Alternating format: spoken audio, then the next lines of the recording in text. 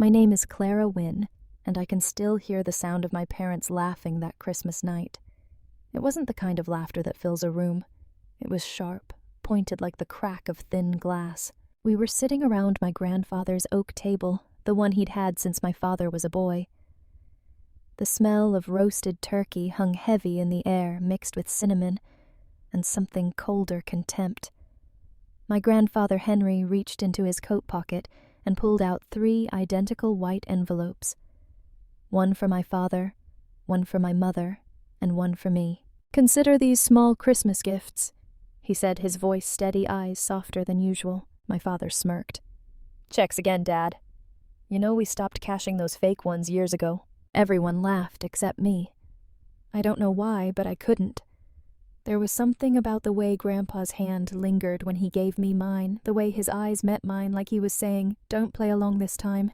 I slipped the envelope into my purse while my parents tore theirs open just for the joke.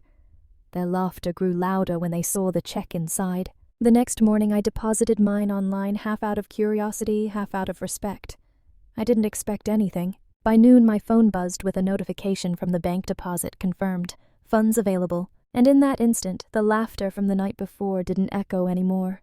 It burned. By noon the confirmation email sat in my inbox as plain as sunlight. Deposit cleared successfully.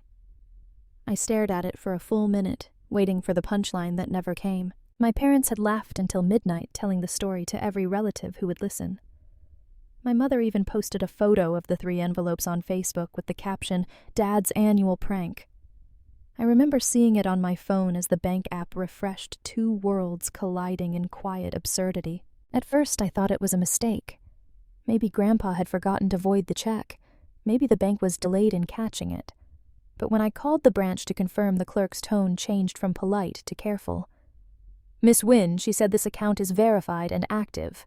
The funds are available immediately." I didn't know what to feel, gratitude or dread. That evening, when my parents stopped by my apartment, the laughter was gone.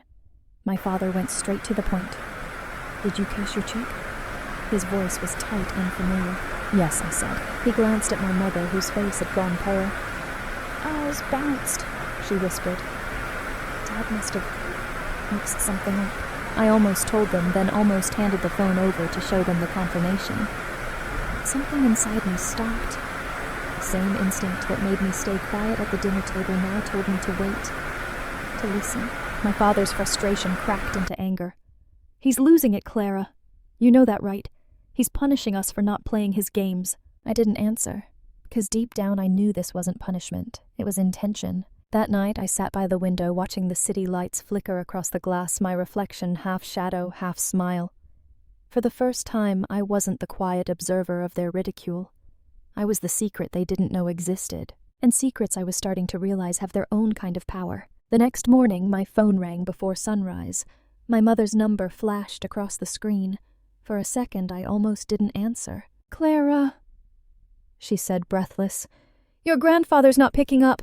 Your father's been trying all night." I pressed the phone closer to my ear. "Why?" "Because the checks ours bounced.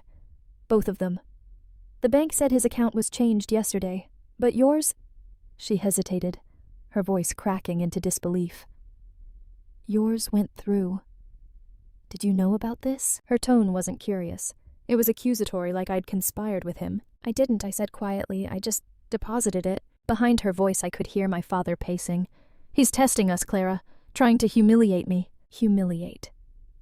That word stung not because he used it, but because it was the same thing he'd done to me so many times before. Later that afternoon, Grandpa called me.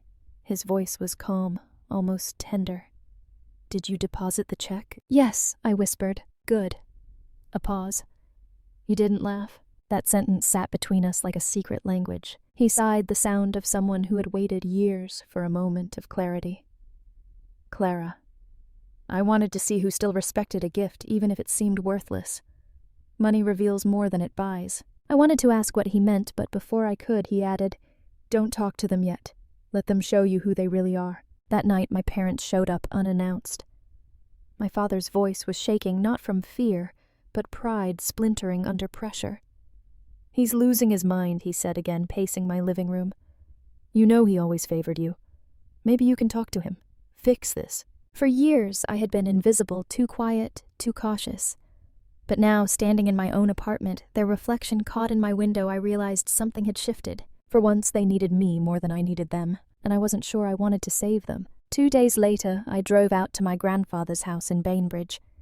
The ferry ride across the grey winter water felt endless, the kind of quiet that forces you to think about everything you've been avoiding. His house stood at the end of a gravel road, the same one I'd run down as a child chasing fireflies. The windows were still the same, fogged at the edges, golden light seeping through like warmth refusing to die. He opened the door before I even knocked. "You came," he said, smiling. "I had to," I replied. "They're furious." "I know." His eyes were clear, sharp, as if he'd been expecting every reaction. "Sit down, Clara." I followed him into the living room. The old clock ticked steadily between us. On the coffee table lay a small stack of papers, neatly folded bank statements and copies of the checks. My name was on top. "They think you made a mistake," I said. He shook his head slowly. "No mistake. I rewrote my will the night before Christmas. They never paid attention to what matters." "You did." I frowned. "What do you mean?" He leaned back, his voice low and deliberate. "They've built their lives on appearances, cars, vacations, pretending success is love. But you, Clara?" His eyes softened. "You didn't laugh. You respected a gift before knowing its value. That's character." The words landed heavier than I expected. For years I'd thought he barely noticed me, the quiet granddaughter who listened instead of speaking. But he had. "Why tell me now?" I asked. "Because they'll come after you," he said simply. "And when they do, you'll need more than money. You'll need to know why you received it." When I left his house that evening, the sky was the color of steel. The ferry horn echoed across the bay, low and mournful. I realized I wasn't just driving away from his home. I was driving toward a storm I hadn't started, but one I would have to finish. By the weekend, everything that had been whispered behind doors burst into the open. My parents didn't bother calling this time. They showed up at my office unannounced, still dressed in their winter coats, faces flushed with the cold and something uglier. My father slammed a newspaper onto my desk. He changed everything, he hissed. The headline wasn't about us, of course, but the printed notice at the bottom was Henry Wynne, founder of Wynne Logistics, to transfer controlling shares to his granddaughter, Clara Wynne. I didn't even know the papers had gone public. My mother's voice trembled between shock and accusation. "How could you let him do this? You're tearing this family apart." I stood slowly. "I didn't do anything. You said it yourself, he changed it. That money was meant for us," my father shouted, pounding the table so hard my coffee spilled. "We built this family name. He's rewarding you for being quiet." For a second, I almost apologized. The habit was so old it came automatically. But then I saw something in his eyes, a mix of entitlement and fear, and the apology died on my tongue. "You laughed," I said softly. He blinked. "What?" "At dinner," I said. "When he handed you that envelope, you laughed like it was a joke. You never once thought he meant it." The silence that followed was heavier than shouting. My mother looked down, her lip trembling. My father's jaw tightened. That night, after they left, I sat alone in the dark office.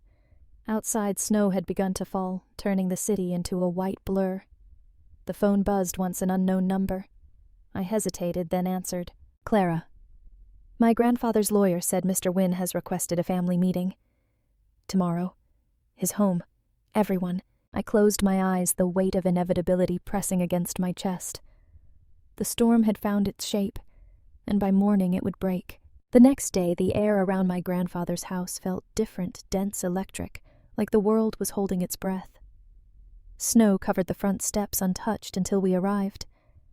My parents walked ahead, their movements stiff, rehearsed, as if they could still control the narrative by walking in first. Inside, the fire was already burning. The room smelled of pine and old books. My grandfather sat in his armchair, a thick folder on the table beside him. His lawyer, Mr. Dalton, stood by the window, hands folded neatly in front of him. "Let's get this over with," my father muttered. Grandpa didn't flinch. "Sit." We obeyed more out of instinct than respect. Mr. Dalton cleared his throat. "As of December 24th, Mr. Wynne's estate has been reassigned under a revised trust. The majority of assets, including controlling shares of Wynne Logistics, are to be transferred to Ms. Clara Wynne." My mother gasped. My father shot to his feet. This is absurd. He's not of sound mind. Grandpa raised a hand, calm but commanding. Enough.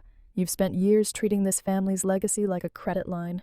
I built something meant to last, not something to flaunt. You think she knows what to do with it, my father shouted. She's a child. I met his glare and for the first time didn't look away. Maybe that's what you always needed me to be. Quiet. Harmless. Grandpa's eyes softened. Clara has what this family forgot, humility. My father laughed bitterly. So you're punishing us? No, Grandpa said, his voice a low rumble. I'm rewarding the one person who didn't laugh at a gift.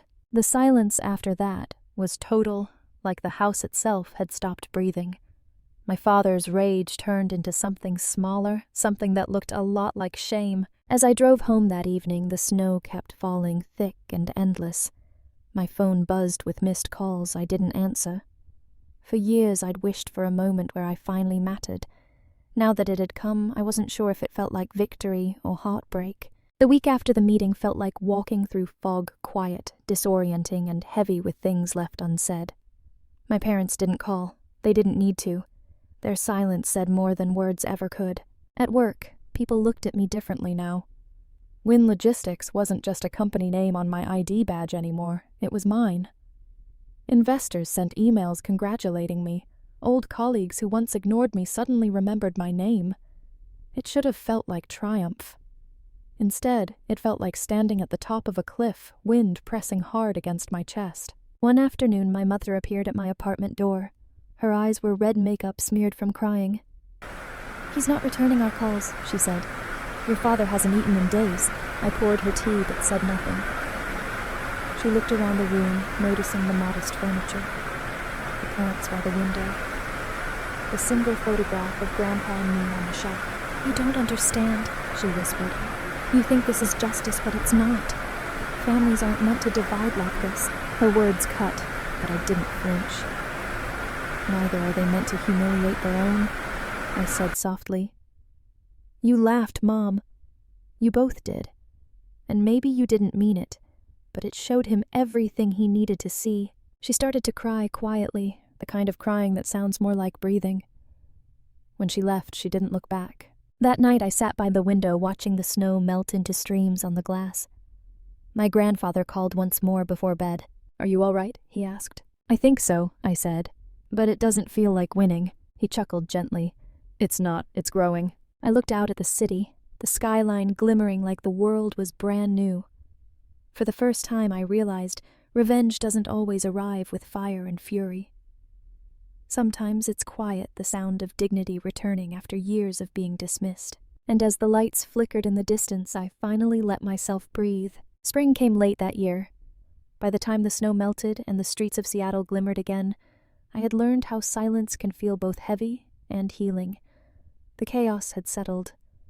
My father stopped trying to call my mother, sent a single postcard on Easter signed only with her initials. I didn't reply. I spent most mornings at the office now, walking through the glass corridors of Win Logistics, where every door still had his name engraved. I never changed it. Grandpa didn't build this place for pride. He built it for purpose. And somehow keeping his name above mine felt right. Sometimes I'd catch myself rereading his last letter, short-typed and dated, just a week before he passed. Don't spend your life proving them wrong. Spend it becoming someone right.